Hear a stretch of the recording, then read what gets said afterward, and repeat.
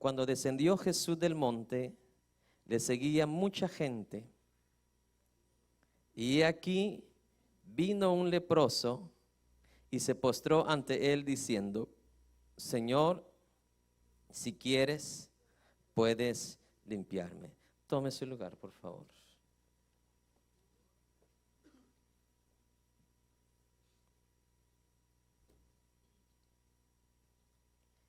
El primer versículo dice que le seguía ¿cuánta gente?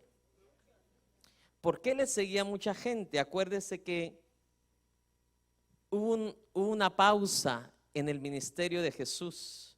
Al final del capítulo 4, ¿qué encontramos? Jesús sanando, ¿qué dice? A muchos enfermos. Amén. Y al terminar de sanar ese montón de enfermos, Jesús sube ¿a dónde? Al monte. Entra al capítulo 5 hasta al final del capítulo ¿qué? 7. Y aquí en el capítulo 8, ¿qué dice? Descendió del monte. ¿Sí logran el proceso? ¿Logran la continuidad? Al final del capítulo 4, Jesús hace un montón de milagros. Obvio que un montón de gente lo iba ¿a qué? A seguir. Entonces, después de hacer ese montón de milagros, en el capítulo 5, ¿qué dice la Biblia? Jesús sube ¿a dónde? Al monte. Con ese montón de gente, le da el sermón más largo de la historia. Desde el 5 hasta el final del capítulo 7. Y ahora en el capítulo 8, ¿qué hace Jesús? Baja del monte y otra vez los que escriben los evangelios, que en este caso es Mateo, dice que ve un montón de ¿qué? De gente bajando del monte. ¿Con quién? Con Jesús. Quiero que usted se figure la continuidad del momento, de los procesos, para que podamos entender mucho mejor el por qué aquí, por qué mucha gente, porque al final del capítulo 4 había hecho un montón de milagros y obvio, imagínense cómo se regó la voz, ¿me explico? Entonces, ahora Jesús baja del monte con todo ese montón de gente y algo sucede. Dice, he aquí vino un leproso y se postró, ¿qué dice? Ante él diciendo, Señor, si quieres, puedes limpiar. Me agrada la forma como Mateo, mi amado hermano, demuestra a ti y a mí las calificaciones de Jesús como el enviado de Dios, las calificaciones de Jesús como el Mesías. Empieza Mateo estableciendo las calificaciones de Jesús como enviado de Dios en el momento que Mateo, hermano, empieza a delinear la genealogía de nuestro Señor Jesucristo. Interesante leer los primeros capítulos de Mateo, donde encontramos la genealogía de nuestro Señor Jesucristo. También continúa el evangelista Mateo, mi amado hermano, demostrándonos a nosotros que Jesús era enviado de Dios de la manera que nació, la manera milagrosa, la manera que sobrenatural, la manera gloriosa como fue su bautismo. ¿Se recuerda? ¿Se oyó la voz de quién? Del Padre Celestial. ¿Se oyó la voz de quién? Del Padre Celestial. Entonces, Jesús y el Padre no son el mismo. Para aquellos que creen que Jesús es el Padre y Jesús es el Espíritu Santo. Amén. Se oyó la voz del Padre y la voz del Padre dijo, este es mi Hijo, ¿qué? Amado, en el cual yo tengo, ¿qué? Complacencia. Y luego, aquí en el capítulo 8, Mateo nos demuestra una calificación más, una cualidad más, una característica más de que Jesucristo fue enviado de Dios, fue enviado del cielo. ¿Cuál es esa característica? El poder divino de Jesús. Sí. Usted sabe, los judíos jamás aceptaban a alguien que viniera de Dios que no tuviera poder divino. ¿Por qué tenían a Moisés como profeta? Por todos los milagros que Moisés hizo. ¿Abrió qué? El mar, aunque sabemos que no fue Moisés, fue el poder de Dios, pero Moisés fue usado. Y es por eso que los judíos conocían y sabían que Moisés había sido un profeta de Dios. Los judíos reconocían que Elías fue profeta de Dios. ¿Por qué razón? Porque Elías, ¿qué hizo? Hizo descender fuego del cielo, aunque no fue el poder de Elías, fue el poder de Dios, pero Elías fue usado. Entonces, en este caso, me agrada cómo el libro de Mateo, como el evangelista Mateo nos trae a Jesucristo y nos los muestra de una manera tan gloriosa, maravillosa, para entender, mi amado hermano, y que no nos quede duda que Jesús es el Hijo de Dios y que Jesús también es Dios. Y aquí en el capítulo 8 viene Mateo y resalta, mi amado hermano, una calificación más, una característica más de Jesús, una característica para nosotros estar convencidos de que venía de Dios, y es su divino poder. Diga, su poder divino. En el capítulo 4, como dijimos, ahí revela cuántos milagros estaba haciendo Jesús. Hizo Jesús, por lo tanto trajo a mucha multitud detrás de él. Amén. Y cuando tuvo esa multitud, ahí aprovechó a dar este sermón glorioso, el sermón del monte, que empieza el capítulo 5 y termina al final del capítulo 7.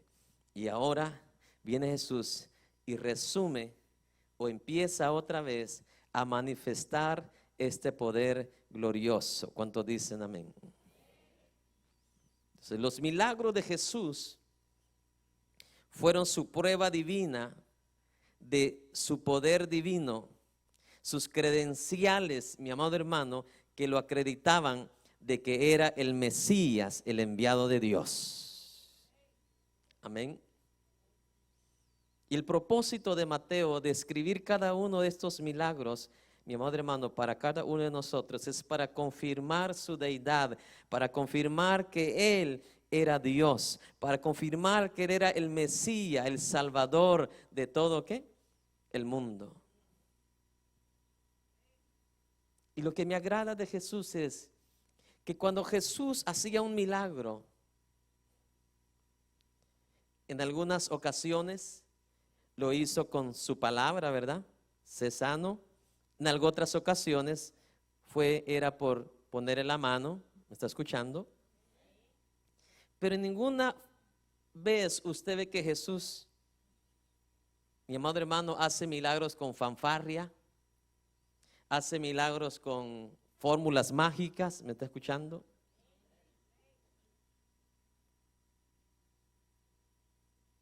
Como muchos hoy que oran por enfermos o hacen cruzadas de sanidad, mi amado hermano, hacen tanto show y al final le queda más duda a usted que convicción de que verdaderamente fue sano. ¿Me está escuchando? Hoy vamos a tratar de establecer por la palabra de Dios, mi amado hermano, cómo detectar, cómo reconocer cuando algo es verdaderamente un milagro y cuando es simplemente una casualidad. ¿Sí me explico? Por ejemplo, una fiebre, usted se toma una pastilla, al buen rato usted se va a calmar. ¿Sí me explico? Y Dios no lo va a culpar por eso. La ciencia para eso Dios la dio también. Lucas era ¿qué? Médico. Pablo, usted lee en los últimos años de ministerio de Pablo, Pablo le recomendó remedios a Timoteo. ¿Sí me explico? Y usted dirá, ¿se le fue la fe a Pablo? No, no fue eso. Es que lo que nos cuesta entender a nosotros es como en un versículo queremos nosotros establecer una gran doctrina. En un versículo queremos establecer nosotros de que Dios nos tiene que sanar a todos. Usted no encuentra eso en la Biblia. A Pablo le dijo Dios, bástate mi gracia, mijo. ¿Se da cuenta? ¿Qué quería Pablo? Que le quitara esa enfermedad, ese aguijón. Y aunque Pablo fue usado en milagros, ¿sí o no? Pero Pablo reconoció, al igual que usted y yo tenemos que reconocer lo que la palabra de Dios enseña. Dios sigue haciendo milagros. Su poder no ha caducado. Dios tiene sus razones por la cual usa momentos, usa periodos para derramar su poder sobrenatural a través de su vida o a través de mi vida. ¿Me está escuchando? ¿Nunca se ha preguntado usted por qué a los profetas Isaías, Jeremías, Ezequiel, Ageo, Miqueas, Nahum, hombres de Dios, por qué nunca ellos performaron o hicieron ningún milagro de sanidad? Vea que eso no lo va a enseñar cualquier pastor, que no le conviene.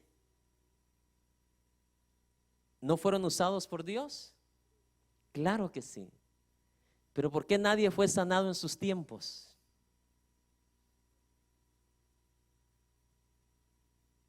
Que tenga oídos para oír. Oiga, en todos los tiempos siempre han habido rebeldía, pero han habido también hombres de Dios o mujeres de Dios. Entonces, hoy vamos a tratar de establecer algo muy importante, y conforme vayamos entrando al libro de Mateo vamos a ir explicando poco a poco. Amén, hermanos. Otra de las cosas que usted va a aprender en este libro es que Jesús sanaba totalmente, no parcialmente. Dios sana totalmente, no parcialmente. ¿Me está escuchando? ¿Cómo detecta usted? Va a detectar cuando alguien es realmente de Dios, es cuando es totalmente ¿qué? Sanado. Dios permite que a través de un doctor usted recupere su salud. ¿Sí me explico? Porque Dios lo permite a través de la ciencia. Pero cuando algo es genuinamente de Dios, no necesita intervención de nada. Y no es a través de procesos de recuperación.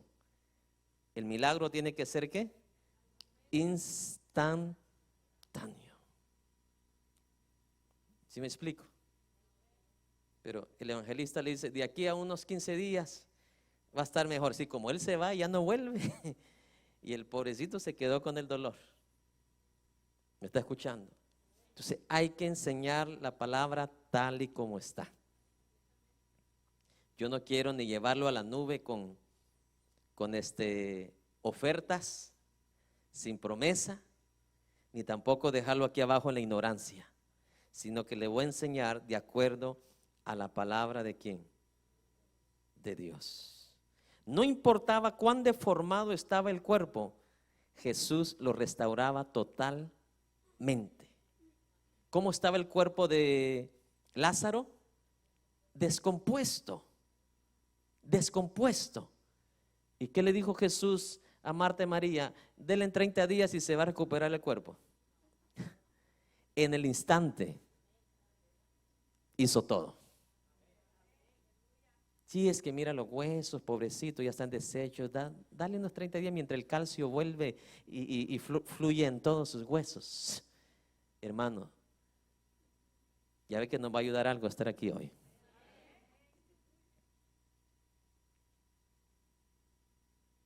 A personas paralíticos que nunca habían caminado, caminaron en ese mismo ¿qué?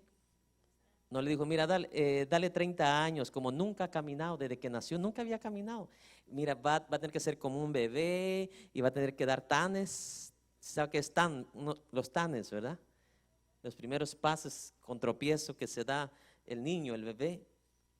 No, en el instante Jesús los hacía caminar.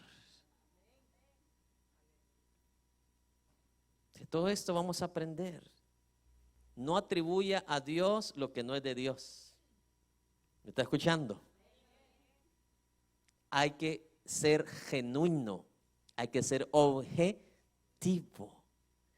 Dios no comparte su gloria con nadie, pero tampoco no le dé gloria a Dios donde Dios no fue quien hizo lo que sucedió. ¿Sí me está explicando? ¿Sí me estoy explicando? Dios no tiene problema si usted le da las gracias a un doctor porque le dio tal tratamiento. ¿Me explico? Dios no tiene problema con eso. pero no diga que Dios lo hizo. Que cuando Dios hace algo, lo hace ¿qué? Milagrosamente, poderosamente y sobrenaturalmente.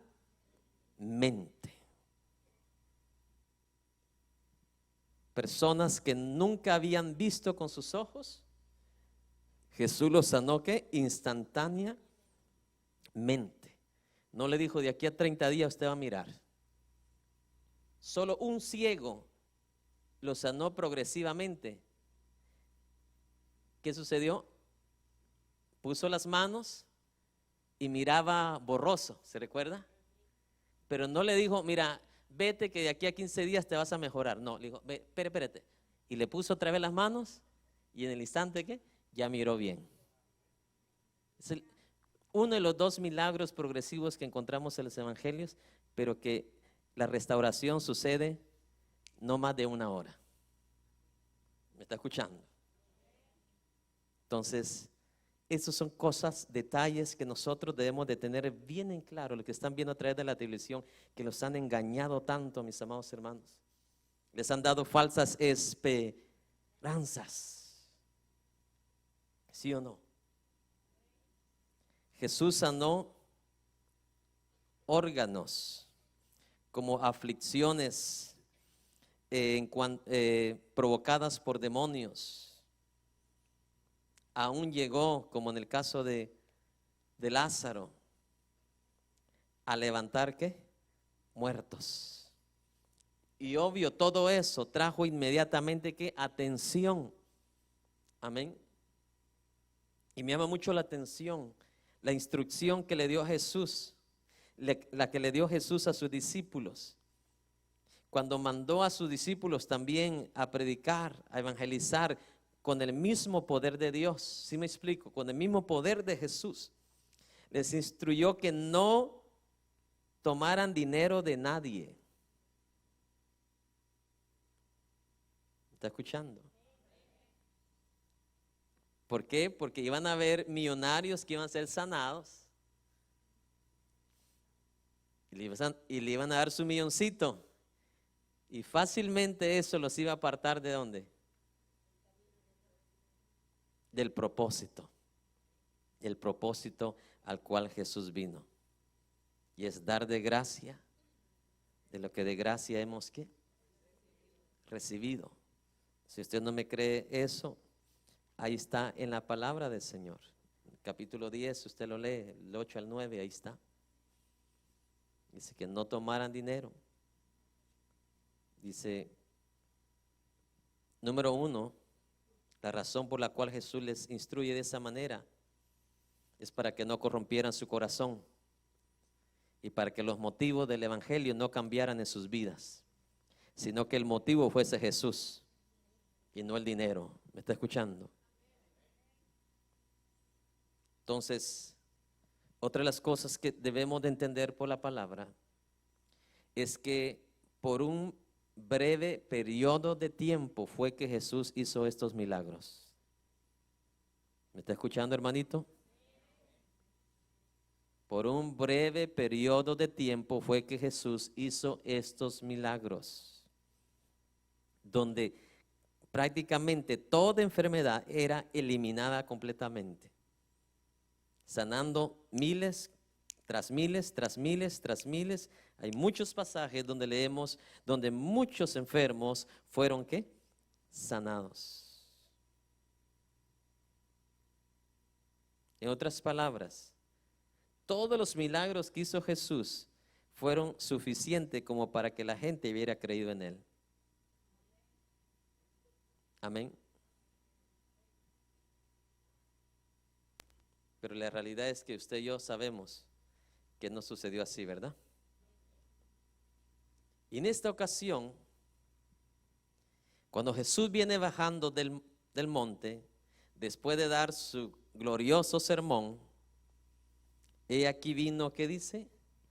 Un leproso, y se postró, ¿qué dice? Ante él.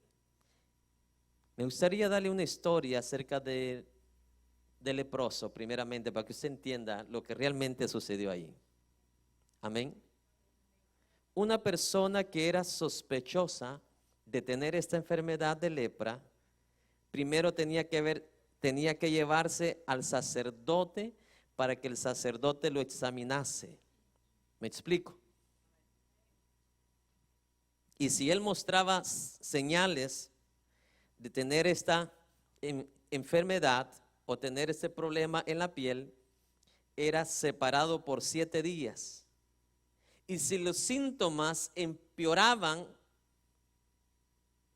entonces los separaban 7 días más. Y si en ese tiempo la enfermedad se regaba más a su cuerpo, entonces el sacerdote lo pronunciaba inmundo. Amén.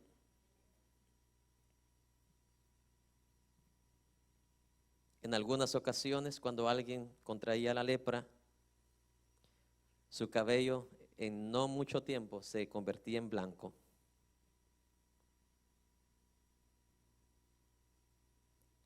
Su piel empezaba a deteriorarse y esta persona tenía que vivir isolada, separada de toda la congregación, de todas las personas, prácticamente como un solitario. ¿Me está escuchando? Y era prohibido para esa persona entrar donde estaban todas las personas. Y si en algún momento se topaba con una persona, la ley decía que él tenía que gritar: soy inmundo, soy inmundo, soy inmundo, para que la otra persona tuviera oportunidad de ¿qué? De alejarse.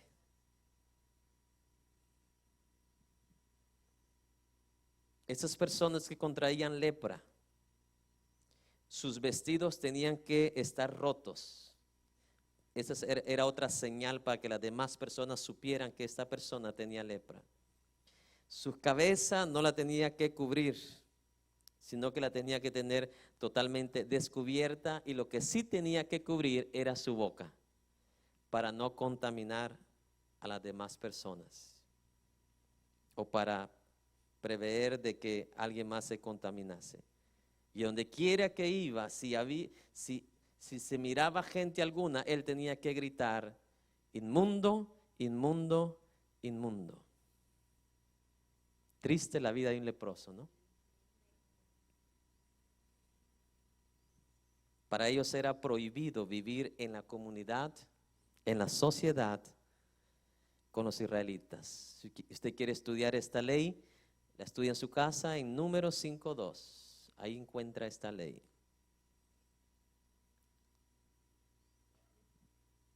A ciertos judíos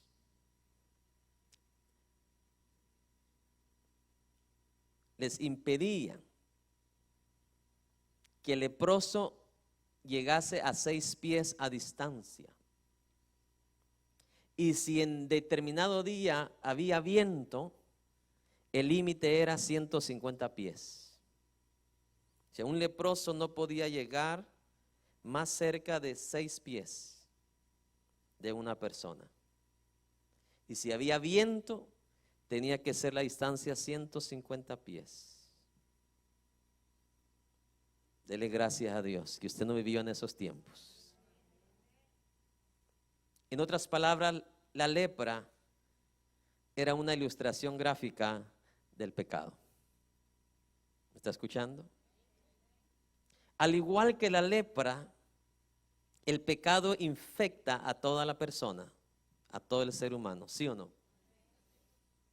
Al igual que la lepra, el pecado es corrupto, es contaminante y es incurable por el hombre. ¿Quién es el único que lo puede curar? Tanto la lepra como el pecado, Jesucristo. Mas sin embargo, a pesar que la lepra sea de esta magnitud, un leproso fue el primero en ser sanado cuando Jesús baja del monte. ¿Cómo le parece a usted?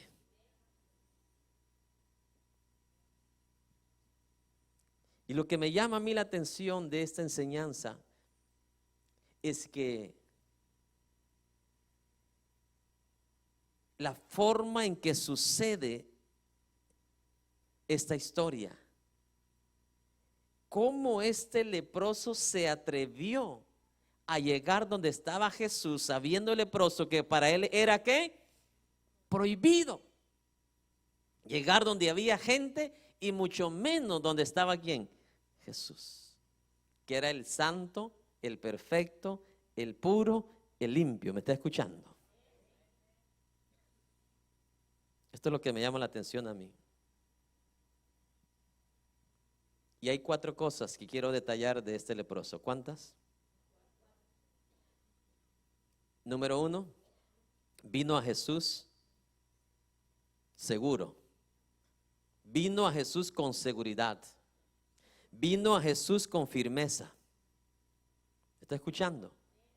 He aquí que dice, vino un leproso a él, no titubeó. ¿Me está escuchando? Yo recuerdo la primera vez que miré una iguana meterse a un tercio de leña. Titubeé para ponerle la mano encima. Pero este leproso no titubeó para venir a Jesús, sabiendo que para este leproso era más riesgoso llegar a Jesús que para mí ponerle la mano en la boca de una iguana. ¿Sí me explico? A mí nada más me iba a cortar un dedo o los 5 dedos. Pero imagínense llegar donde estaba Jesús de esa manera. Esa persona estaba sujeto a que lo apedrearan y muriera ahí mismo.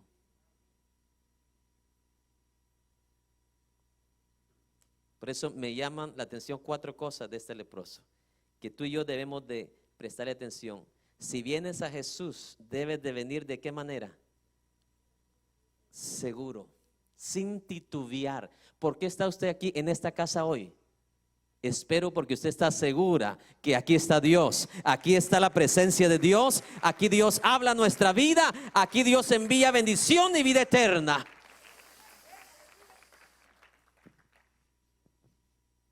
Nunca haga las cosas sin convicción, sin seguridad. ¿Me está escuchando? Si usted está aquí porque viene su papá, porque viene su mamá, arrepiéntase hoy. Usted tiene que crear su propia convicción. De otra manera, usted no va a ver lo sobrenatural de Dios. ¿Me está escuchando? Jamás. Si usted se casa, se va a casar a la intemperie, a lo que le llegue. Pero si usted viene a Dios seguro, a Dios no le va a dar cualquier cosa. ¿Me está escuchando? Entonces, 4 cosas que me llaman la atención a mí de este leproso. Número 1, vino ¿qué? Con seguridad. Vino seguro. En otras palabras, vino sin miedo. ¿Me está escuchando? Vino sin miedo alguno. Oiga esto. Vino seguro. ¿Ya sabe a quién comparo yo a este leproso? ¿Se recuerda a aquella reina que decidió entrar a la corte del rey sin autorización? ¿Se recuerda lo que ella dijo? Si muero, pues que muera hoy, pero me voy a morir creyendo, me voy a morir confiada, me voy a morir con valentía, me voy a morir con seguridad. Pero mire la valentía de muchas mujeres hoy. Hermana, ¿y por qué no sirve usted al Señor? Ay, es que a mi esposo tampoco le sirve. Mire qué riesgos toman. ¿Sí me explico? Se queda el esposo, se va el esposo al hoyo, ellas también se quieren ir al hoyo también. Oiga, ¿qué dijo Josué? Yo he decidido que aunque todos ustedes israelitas, rebeldes, desobedientes, no quieran servir al Señor, yo ya decidí que yo voy a servir al Señor. Eso es seguridad. Seguridad. Dele la mano que está a su lado y dígale, yo estoy seguro. ¿Y usted?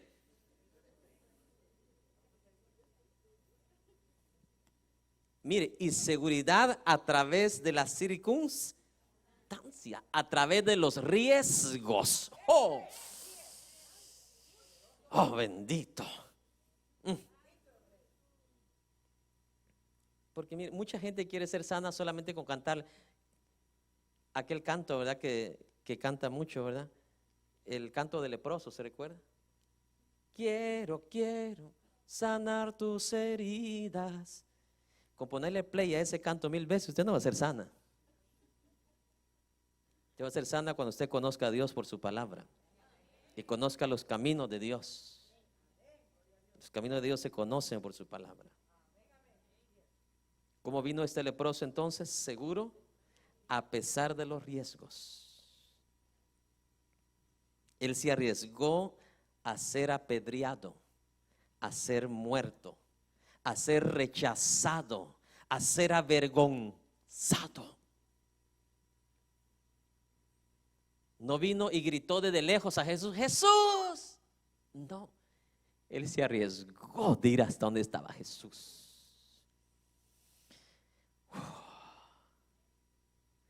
Estos son los riesgos gloriosos que abren las puertas del cielo.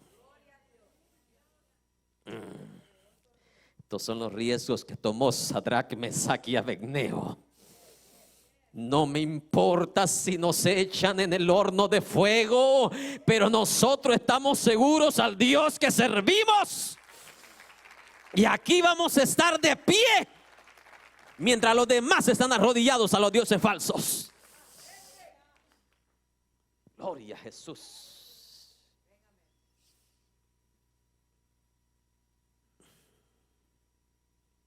Número 2.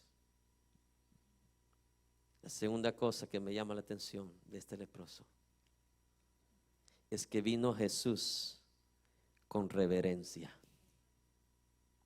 ¿Cómo vino Jesús? Con reverencia. Con reverencia. Mire cómo viene la gente, hermano, actuando como que Jesús fuera un jefe de aduana. Cuando están en problemas, vienen con $1000, quieren recibir un milagro. Son irrespetuosos, rebeldes, malcriados, mal hablados. Pero con $10,000, $1000 quieren comprar un milagro de Dios. Aprendan de este leproso que el milagro puede estar más cerca de lo que usted se imagina. Él vino con reverencia. ¿Por qué cree que yo les digo, y no es por molestarlos, no es por hacerles la vida de cuadritos a ustedes, cuando les digo, cuando estén en la casa de Dios, apaguen los celulares, quítenle el timbre, decidan que solamente va a ser Dios y Dios en su casa? ¿Sí me explico? Traigan su corazón solamente para Él, para escuchar solo la voz de Él, porque si están ahí con tentación de ver el teléfono, yo les digo, mejor quédense en su casa, porque Dios es Señor. O le das el tiempo a Dios o no se lo das. Dios te da el tiempo para que tú estés con tu familia, estés con tus hijos, ¿sí me explico? Pero si estás en tu casa, sea solo Dios, sea reverente. Si a veces yo le digo arrodillémonos, hay una razón por la cual les digo arrodillémonos. ¿Sí me explico? Hace 30 años los cristianos se arrodillaban. Hoy la generación cristiana de hoy no quiere arrodillarse, no quiere postrarse. ¿Me está escuchando? Son irreverentes al Señor. Quieren que de pie Dios los bendiga. No, usted lee todos los pasajes de la Biblia. Cuando alguien honraba a Dios, se postraba. Se postraba. ¿Qué hizo este leproso? ¿Se quedó de pie o se fue de rodillas? Se postró. ¿Ante quién? Porque ante el Señor se doblará toda rodilla y toda lengua confesará que Jesús, He is the Lord, Él es el Señor.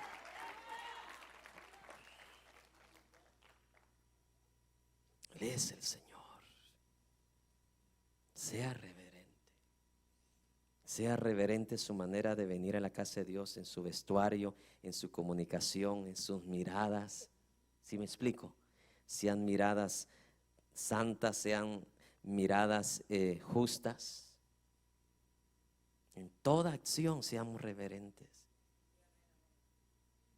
Yo en mi casa como dulce, como chicle, pero aquí en la casa no lo hago. Porque no es mi casa, es su casa. Hágalo en una corte de Houston, a ver si lo dejan. Y eso que es un juez terrenal. Imagínense el Dios de los. Hónralo. ¿Y qué va a hacer Dios? Dice la Biblia. Te honrará a ti también. Esa es la segunda cosa que me llama la atención de este leproso. No vino como mucha gente necesitada. Y estos son los pasos que se quiebran. Son los principios que se quebrantan. ¿Sí me explico? La gente piensa que solo porque tiene la necesidad y el problema pueden hacer lo que la gana les dé. Y pueden venir a Dios de la manera que quieran. No sé si me está escuchando. No. Aprendamos de este leproso. Este leproso nos enseña la manera correcta de venir a Jesús, de venir al Rey de Reyes, de venir a aquel que está sentado en el trono. Es más, le voy a decir algo que nunca lo he dicho. Este leproso hizo esto ante un Jesús que no estaba sentado en un trono. Imagínate ahora que Jesús en el presente sí está sentado en un trono.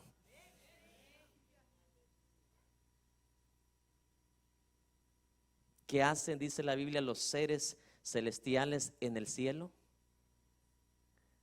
Se postran. Los que son reyes y los que ya tienen coronas en el cielo, se quitan la corona y la postran también ante el que está sentado en el trono y al Cordero.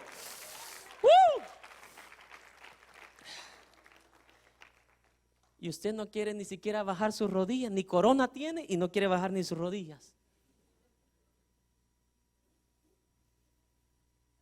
¿Está escuchando, mi hermano? Repita conmigo: reverencia. Reverencia. Este leproso vino a Jesús con reverencia. Dice la Biblia que en el versículo 2, y aquí vino un leproso. ¿Y qué dice? Y se postró. Grábese esto. Venía bajando Jesús, ¿de dónde? Del monte. ¿De qué color es el monte? Verde. ¿Usted ya se ha arrodillado en un monte? Le va a quedar marcas en su vestido de que estuvo arrodillado o arrodillada en un monte, a no ser que su vestido sea negro. ¿Me está escuchando? Pero si su vestido es como el color del suéter del hermano aquí, del hermano rico, o el suéter de la hermana aquí de rosado, yo le aseguro que cuando se levanta se va a quedar marcado. Pero a este leproso no le importó nada, ni las huellas ni las marcas. Y si había ahí una media mata de espinas, lo que sea, a él no le importó nada de eso. Él dijo: aquí está el Mesías, aquí está el que quita el pecado del mundo, aquí está el Dios Todopoderoso. A él se le dobla toda rodilla.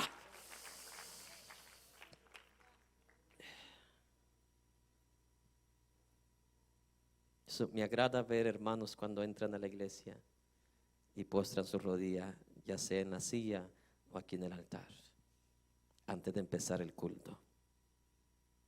Son muestras de reverencia.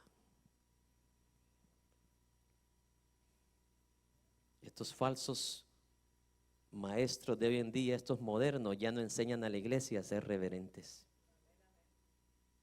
Al revés, en vez de ponerlos de rodillas, los empujan para que caigan. Mire qué reverencia ante Dios. Y a eso le llaman presencia de Dios. Vino a él postrado. Postrado. Bendito sea Dios. Esta palabra postrado viene del griego proskune con K, que en muchas ocasiones en la Biblia da el mismo significado de adorar. ¿Está escuchando?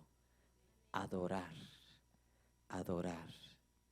Cada vez que usted encuentra a alguien arrodillado en la Biblia, ¿qué palabra lo acompaña? Y adoró a Dios. ¿Me está escuchando? Y adoró a Dios. En otras palabras, para este leproso postrarse, ¿qué estaba haciendo? Estaba reconociendo que Jesús es Dios. Oh, esto tiene significado y tiene poder.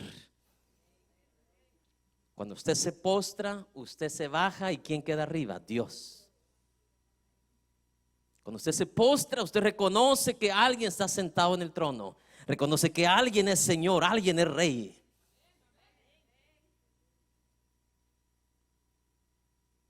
Esto es lo glorioso.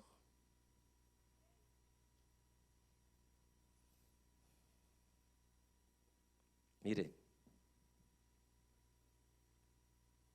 me llama la atención este contraste también que aparece ahí.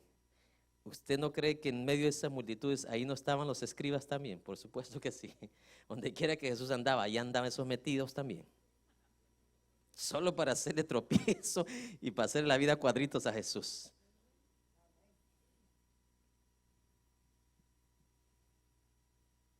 Imagínense cómo estaban estos escribas. ¿Sus vestidos qué? Lujosos, de los mejores. Por fuera se miraban ¿qué? Bien nítidos. Pero ¿cómo estaban adentro? Corruptos, orgullosos, sucios, inmundos, llenos de pecado. Y mire el contraste de este leproso. Estaba leproso, inmundo, pero por dentro mostró reverencia y creyó al Hijo de Dios. Qué contraste, ¿verdad? Número 3. La tercera cosa que resalta de este leproso en esta ocasión. Vino Jesús con humildad. Diga conmigo, con humildad. ¿Cuántos humildes hay aquí? Este leproso no vino a demandar a Jesús.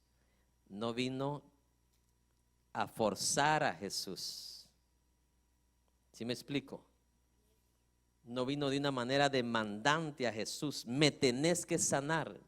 Me estoy explicando.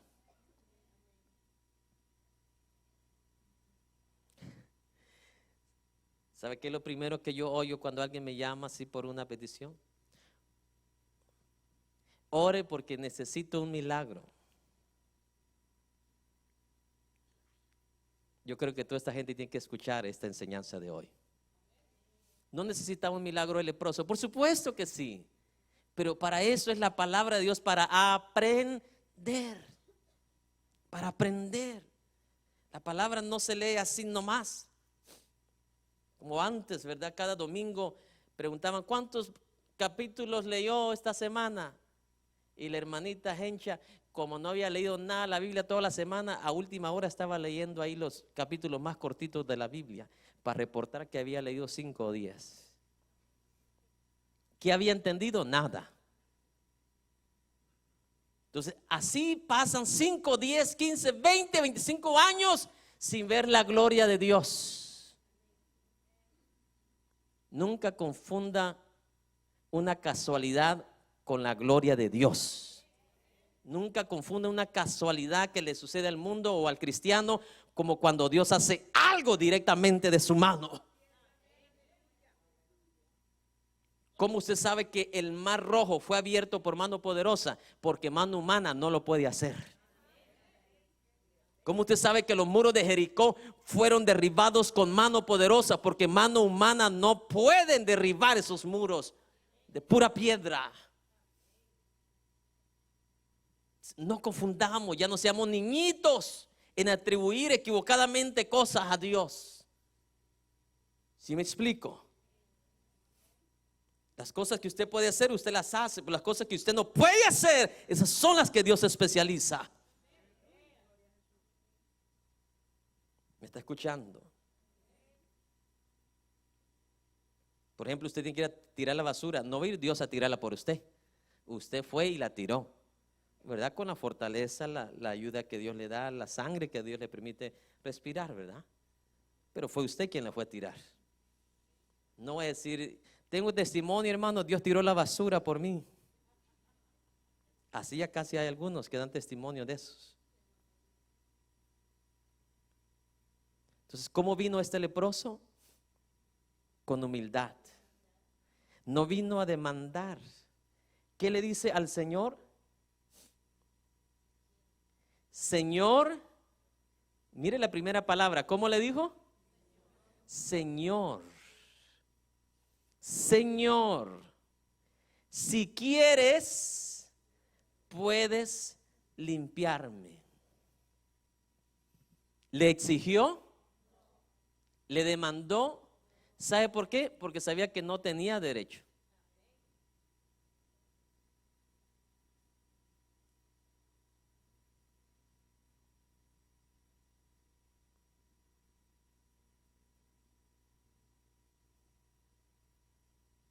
Esa es la realidad.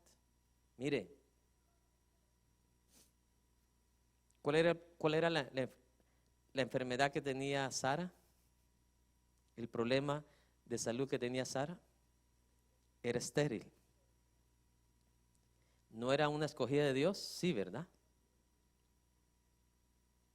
Le demandó Sara, si ayer, imagínense que ayer fue que Dios le habló a Sara que la iba a hacer madre de multitudes. Escucha usted a Sara el siguiente día diciendo, Señor, pero la siguiente semana o 2 semanas después, Señor, no estoy embarazada todavía. Tuvieron que esperar. Y como mucho predicador hoy en día dice, hoy lo va a hacer Dios. Y la gente le cree. Y como le cree a la mentira más que a la verdad de Dios, la verdad aquí está en la palabra. Si quieres. Y después de que Dios quiere, es en el tiempo que Dios dice.